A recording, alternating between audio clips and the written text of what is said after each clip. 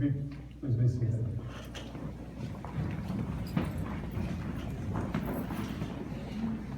We're gathered here on this wonderful evening to witness the union of Emily and Nick in holy matrimony. The time that Nick and Emily have spent together, they built a sturdy foundation for a lifelong relationship. After a great deal of thoughtful consideration, they've decided to unite themselves to one another for the rest of their lives. This is a day of great celebration and reverence, on which we come together before God to recognize and commemorate the sacred love and dedication shared between these two people. It is wonderful to have family and friends here to join us today. The bride and groom would like to thank their guests for being here. I would like to know that each of you were invited here on this day because you have played an integral part in their intertwining lives. Today, we observe the union of these two people with the respect the occasion warrants. What we honor with reverence, however, we also celebrate with joy. For married life, a shared life, is a tremendous blessing. Now, as Nick and Emily embark on this journey together, they'll be able to nurture a love that makes each of them better versions of themselves. Marriage is indeed the perfect garden from which to sow and harvest personal growth. May you all remember and cherish this sacred ceremony. For on this day, with love, we, their family and friends, will forever bind Nick and Emily together. Nick, Emily, today, in a way, is the end of a journey. One where it's been all about yourself. About learning about who you are, and what you need, and what you want. At the same time, this is the beginning of a grand new journey. A new life, one in which is no longer about me and I. Now it's about we and us. About our needs and our wants. This means that you need to learn to work together, to laugh together, and to love together. Don't get caught up in worldly things that will draw you apart. Instead, focus on your shared devotion and turn inwards to each other. As your relationship strengthens, you will find that you have come to share a remarkable love.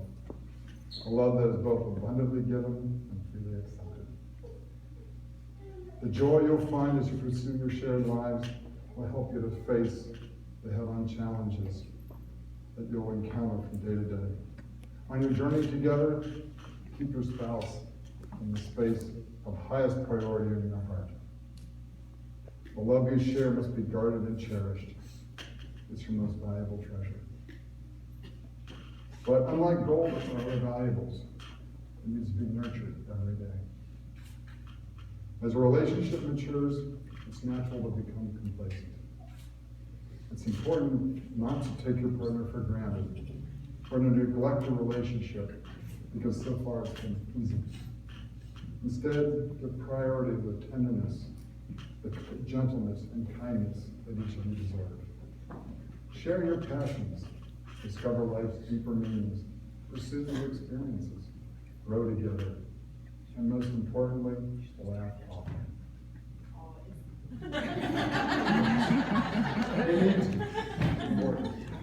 A brief moment in time, the stroke of the pen are all that's required to create the legal bond of marriage.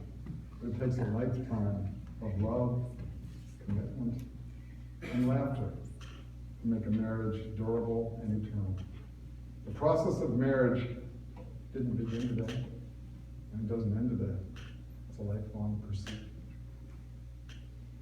Those who know you know that your relationship already has all the necessary components for its success. But to achieve that success, you must remember what is important in your relationship and why you made this commitment to each other on this blessed day. As long as you honor the promises that you make to each other today, you'll create a life of love and happiness. As the Bible reminds us in Corinthians, love is patient. Love is kind. It doesn't envy. It doesn't boast. It's not proud, it's not rude, it's not self-seeking. It's not easily angered. It keeps no record of wrongs. Love does not delight in evil, but rejoices with the truth.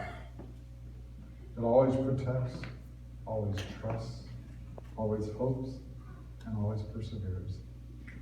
Love never fails. Lastly, Nick and remember, the best marriage is the union of forgivers. Be quick to forgive each other. Also, whenever you're wrong, admit it. Whenever you're right, shut up. I haven't quite learned it, but you hope